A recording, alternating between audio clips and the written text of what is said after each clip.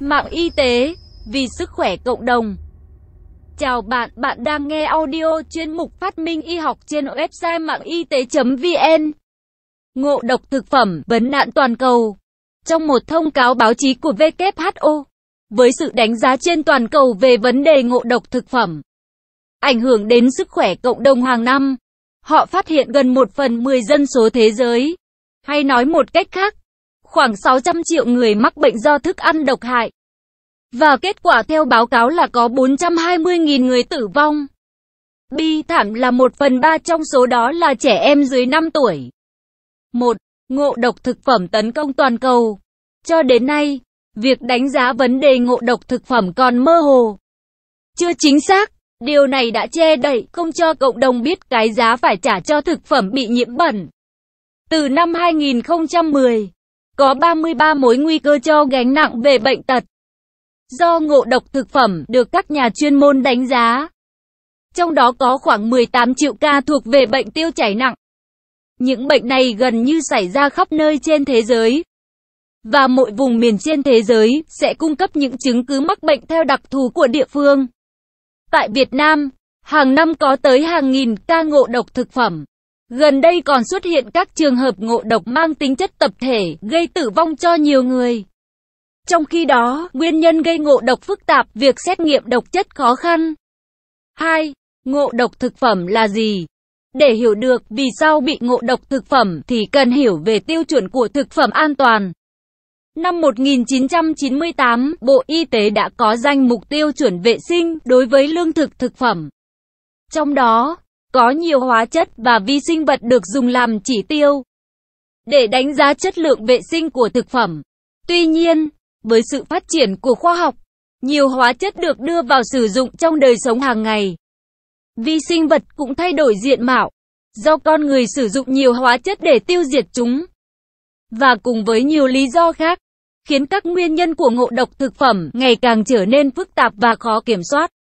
Ví dụ, với thuốc bảo vệ thực vật, có 144 chất được dùng làm chỉ tiêu vệ sinh với thực phẩm. Nhưng cho tới năm 2001, ở nước ta đã có 356 thuốc bảo vệ thực vật.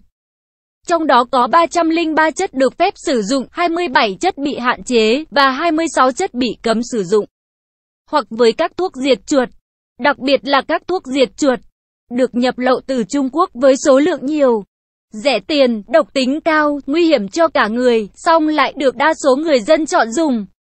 Hầu hết các thuốc diệt chuột này, cho tới nay chúng ta chưa thể xác định được bản chất hóa học.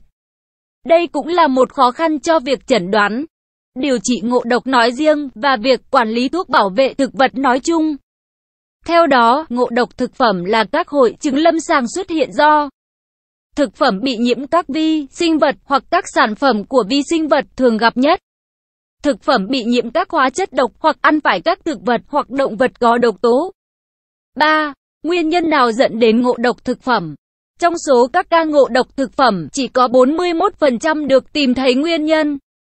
Trong đó, do tác nhân vi khuẩn là 79%, hóa chất 14%, virus 4% và ký sinh trùng 1%. Do vi khuẩn, với các thực phẩm là rau quả, ngũ cốc, hạt, sữa và các sản phẩm, thì các loài tụ cầu, Bacillus cereus, Campylobacter phytus hoặc Yersinia enterocolitica là nguyên nhân gây ra ngộ độc. Với nguồn nước không sạch thì E. coli, cả loài sinh độc tố và xâm nhập các loài Shigella, Salmonella enteritis E. Enterocolitica, C. Phytus hoặc Vibrio cholerae, vân vân, gây ra ngộ độc. Với các loại thịt và trứng, đặc biệt là thịt đã qua quá trình xử lý, thịt được nấu không kỹ, bảo quản lạnh không đầy đủ, hoặc vận chuyển không đúng, dễ bị nhiễm khuẩn. Các loại bánh ngọt có kem, hoặc có sữa, trứng, và các sản phẩm có trứng khác bị nhiễm các vi khuẩn với số lượng đạt tới mức độ có thể gây bệnh. Trong các loại thực phẩm này, các vi khuẩn thường là các tụ cầu, C. Perfringens, B. Cereus, các Salmonella và Campylobacter jejuni. Do virus, viêm dạ dày ruột do virus xuất hiện nhiều hơn số được phát hiện. Các nguyên nhân đã được xác định gồm có virus Norok, rotavirus, adenovirus đường ruột, canxi virus, do ký sinh trùng, do ăn phải thực phẩm bị nhiễm ký sinh trùng như rau quả sống, nước lã, thức ăn bị nhiễm phân có kén, amip hoặc ấu trùng. Ngộ độc thực phẩm do hóa chất trong thực phẩm, bao gồm các chất phụ gia, chất bảo quản, chất điều vị, chất ngọt tổng hợp, chất màu tổng hợp. Ngoài ra, các chất ô nhiễm như hóa chất bảo vệ thực vật, các kim loại nặng, các dioxin, chất đồng vị phóng xạ và chất độc màu da cam cũng là các tác nhân ô nhiễm trong thực phẩm gây ngộ độc nguy hiểm và lâu dài. Thực trạng hiện nay, có rất nhiều loại hóa chất bảo vệ thực vật trên thị trường. Và việc sử dụng bảo quản tùy tiện các hóa chất là các nguy cơ cao gây ngộ độc thực phẩm. 4. Dấu hiệu nhận biết ngộ độc thực phẩm. Khi bị ngộ độc thực phẩm, người bệnh có thể biểu hiện ngay, nhưng cũng có thể đến vài tiếng, vài ngày sau mới thấy có triệu chứng. Các triệu chứng đặc trưng của ngộ độc thực phẩm là khó chịu trong bụng và buồn nôn. Đây là dấu hiệu thường gặp nhất khi bị ngộ độc thực phẩm. Các tác nhân gây hại như vi khuẩn, nấm, hóa chất tấn công đường ruột. Lúc này, hệ miễn dịch của cơ thể lập tức hoạt động và phản ứng lại bằng cách buồn nôn, nôn mửa để thải bớt độc tố ra ngoài. Tùy vào mức độ nhiễm độc mà triệu chứng nôn ói sẽ khác nhau, chất độc tiếp nhận càng nhiều thì càng bị nôn thuốc nặng. Khi thấy có biểu hiện này, cần đưa người bệnh đến cơ sở y tế để sơ cấp cứu. Tiêu chảy.